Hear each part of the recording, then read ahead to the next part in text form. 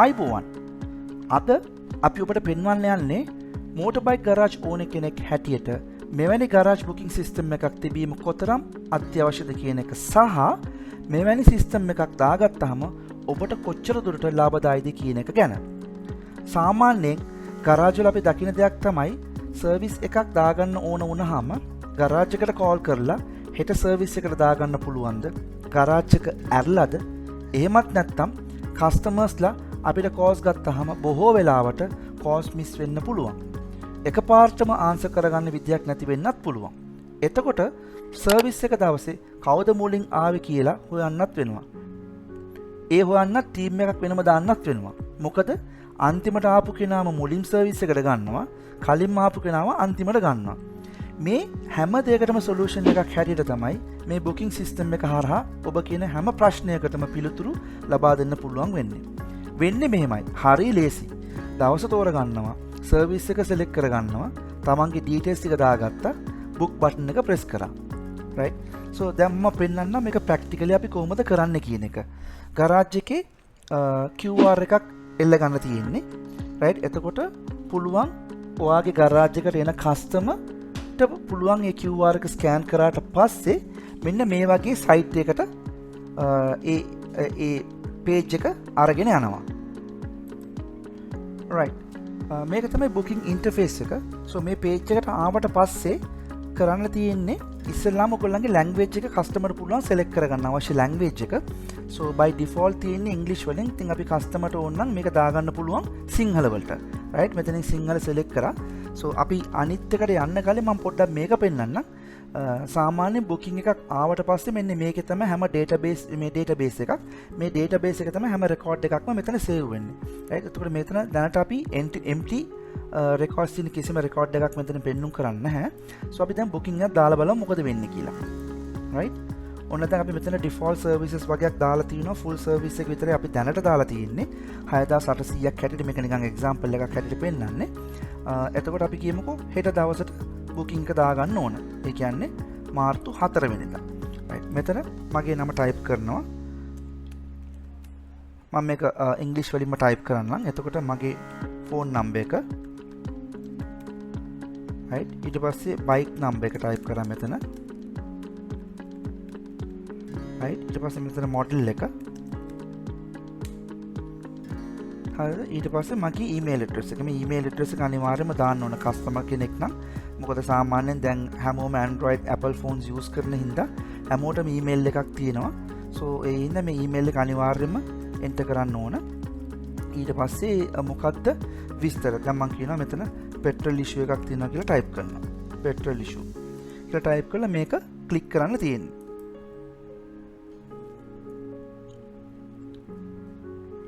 right.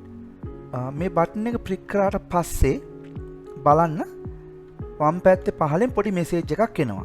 ඒ කියන්නේ ඒ බුකින් එකට අදාළ ඩීටේල්ස් ටික. දැන් මට හම්බ වෙලා තියෙන්නේ බුකින් නම්බර් 1 එක. එතකොට ඊට අදාළ රෙෆරන්ස් නම්බර් එක මෙතන තියෙනවා. රයිට්. දැන් මම කියන්නේ කස්ටමර් කෙනෙක් හැටියට. රයිට්.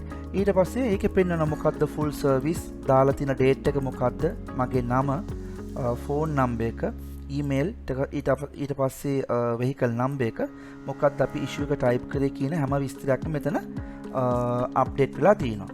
ඉතින් මට පස්සේ ඕනනම් කස්ටමර් කෙනෙක් හැටියට පුළුවන් පැය භාගයකින් හරි පැයකින් හරි නැත්නම් පැය 3-4කින් පස්සේ වගේ හරි පුළුවන් මට මේ බුකින් එකේ ස්ටේටස් එක චෙක් කරගන්න.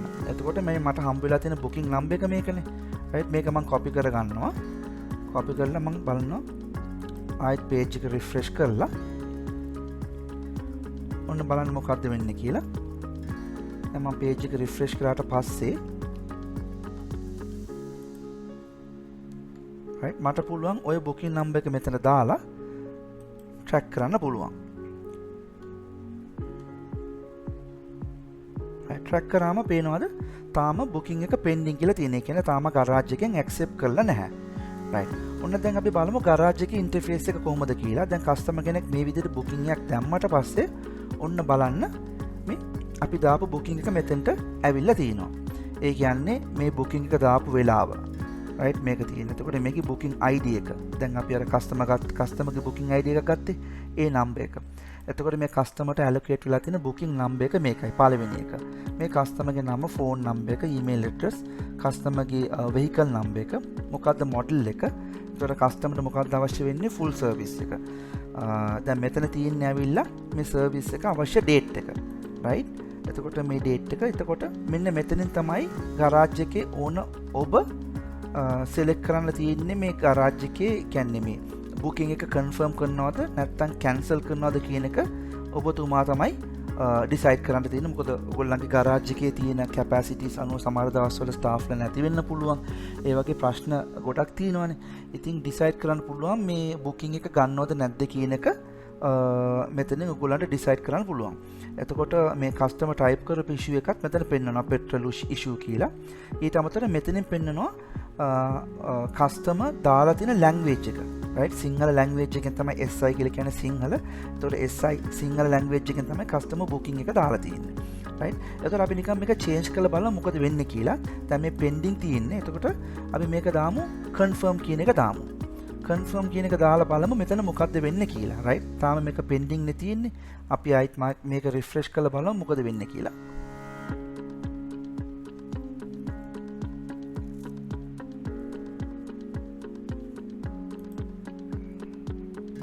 රයිට්. මෙතනට ගිහිල්ලා මේ බුකින් ID එක මෙතනට දාලා ආයිත් ට්‍රැක් කරන්න.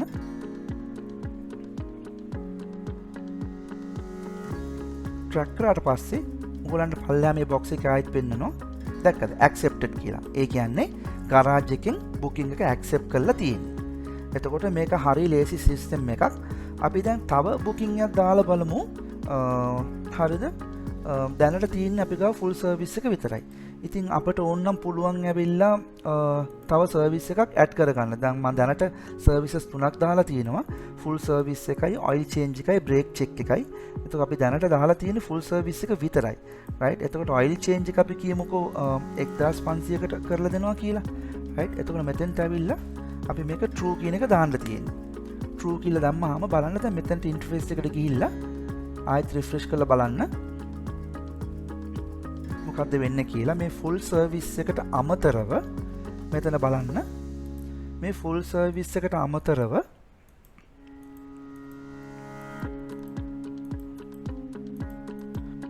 ඔයිල් චේන්ජ් කියන එකත් මෙතන දැන් පෙන්නනවා. රයිට්? අපි දැන් මේ ඔයිල් චේන්ජ් එක සිලෙක්ට් කරලා හෙට දවසට බුකින් එක දාමු. රයිට්? දැන් මේක අපි කියමු වෙන කස්ටමර් කෙනෙක් කියලා.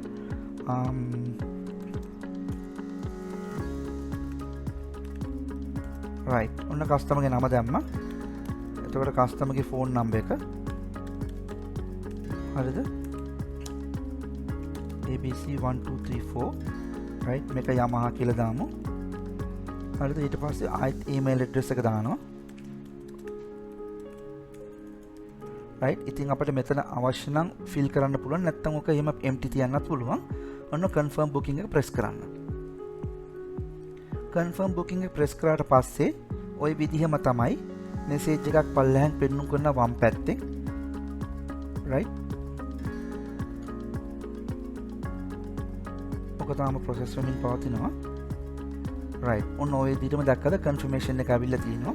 දැන් අපි ගිහිල්ලා බලමු booking system එකේ කොහොමද වැටෙන්නේ කියලා. right. bookings ටිකට ආවා. ඔන්න දැක්කද? ඔය දැක්කද? මේ කස්ටමර්ගේ නම, ආයෙත් ෆෝන් නම්බර් එක, email address, vehicle number, booking number එක ඔටෝමැටිකලි දෙක හැටියට වැටලා තියෙනවා. ඉතින් මෙතෙන්ටත් ඒ විදිහටම ඇවිල්ලා අපිට පුළුවන් booking එක ගන්නවද නැද්ද කියන එක ඔයගොල්ලෝ decide කරන්න පුළුවන්. එක්කෝ cancel නම් cancel කරන්නත් පුළුවන්. cancel කරාට පස්සේ බලන්න මොකද්ද වෙන්නේ කියලා. මේක ආයෙත් අපි refresh කරලා බලමු. right. දැන් මේක refresh කළා මේ page එක ආයෙත් load වුණාට පස්සේ අපිට පුළුවන් ඔය reference number එක දාලා track කරන්න. track කරාට පස්සේ කලින් විදිහම තමයි customer බලන්න පුළුවන් මේ booking එක cancelled accepted කියන එක customer බලන්න පුළුවන්. ඉතින් මේ system එක හරි ලේසි. ඊට අමතරව තමයි දැන් booking එක දැම්මට පස්සේ customer automatically email එකක් යනවා. මේ දැක්කද? මේ customer ට email එකක් automatically ගිහිල්ලා තියෙනවා. මම අර කලින් ඊමේල් ඇඩ්‍රස් එක ගන්න කිව්වේ මෙන්න මේ හේතුව හින්දා තමයි. බුකින් එකක් දැම්මට පස්සේ ඔටෝ එයාට ඊමේල් එකක් යනවා. රයිට්? ඒ විදිහටම තමයි මේ ගරාජ් එකටත් ඊමේල් එකක් යනවා. මේ දැක්කද? බුකින් නම්බර් 1 බුකින් එකක් ඇවිල්ලා තිනවා කියලා ගරාජ් එකටත් ඔටෝමැටිකලි ඊමේල් එකක් යනවා. මේ බුකින් නම්බර් 2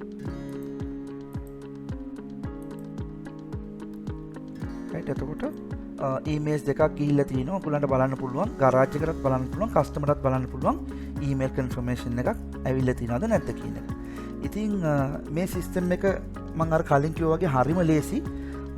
එතකොට අපි බලමු මොකද්ද මේකේ තියෙන වාසි කියලා. දවසේ පැය 24ම වුණත් බුකින් එකක් දාගන්න පුළුවන්. එතකොට ඔයගේ කස්ටමර් ලෝකේ කොහේ හිටියත් බුකින් එක දාගන්නත් හරි ලේසි. කස්ටමර්ස්ලා දාන හැම බුකින් එකකම ඩේටාබේස් එකට ඔටෝමැටිකලි සේව් වෙනවා. මම අර කලින් පෙන්නුවා වගේ. ඒ සේව් වෙන හැම ඩේටා එකක්ම ඕනෑම වෙලාවක ආයෙත් මාකටිං වැඩ වලට වුණත් යූස් කරගන්න පුළුවන්. රයිට්? ඒ කියන්නේ දැන් මේ ඔයගලගේ ඩේටාබේස් එක මේම සේව් වෙවි එනවා. දැන් කියමු කස්ටමර් අද බුකින් එකක් කරා කියලා කියන්නේ මාර්තු මාසේ 4 වෙනිදා බුකින් එකක් කරලා තිනවා. ඔයාට පුළුවන් ආයෙත් මාසයක් කිට්ටු වෙනකොට රයිට් කෝල් එකක් ටක් ගාලා දීලා කියන්න පුළුවන් සර් මේ මෙදා නේද අවිල්ලා සර්විස් එක කරගෙන ගියේ සර්ගේ දැන් ඩේට් එකත් ලඟ වෙනවා ඕන්නම් ඇවිල්ලා බුකින් කන්ෆර්මේෂන් එකක් දාන්න පුළුවන් එතකොට අපිට මේ සර්විස් එක කරලා දෙන්න පුළුවන් එතකොට ඒ වගේ කරනකොට ඔයගලන්ට මාකටිං කරන්නත් පුළුවන් ඔටෝමැටිකලි එතකොට කස්ටමර්ටත් ඒක ලොකු ෆීල් එකක් දැනෙනවා අඩේ ගරාජ් එකකින් අපිට කෝල් එකක් වෙනවා බුකින් එකක් දාගෙන සර්විස් එක කරගන්නත් කියලා එතකොට ඒකෙන් වෙන්නේ නැහැ ඔයගොල්ලන්ගේ ගරාජ් එකට එන ඉන්කම් එක ආදායමත් වැඩි වෙන එකයි වෙන්නේ. රයිට්? ඊට අමතරව තමයි අවශ්‍ය නම් කස්ටමර්ස්ලාට බුකින් ස්ටේටස් එක චෙක් කරගන්නත් පුළුවන් මම අර කලින් පෙන්නුවා වගේ. ඉතින් මේක හරිම ලේසි. ඊටත් වැඩි වටිනාම දේ තමයි කොහොමද කටින් කටට ගිහිල්ලා කට්ටිය මෙහෙම කියන්න ගත්තාම ඒයි සර්විස් එක දාගන්න ඔච්චර කට්ටක් ගන්න ඕනේ නෑ බං. ඔය යමින් ගමන් ABC ගරාජ් එකේ එල්ලලා තියෙන QR කෝඩ් එක ස්කෑන් කරගෙන බුකින් එකක් දාගනින්. එහෙම කියද්දි ඇත්තටම ගරාජ් එකට තියෙන කික් එක කොහොමද? ඒ කික් එක ගන්න ඕනේ නම් අදම අපිට කතා කරන්න මේ බුකින් සිස්ටම් එක දාගන්න.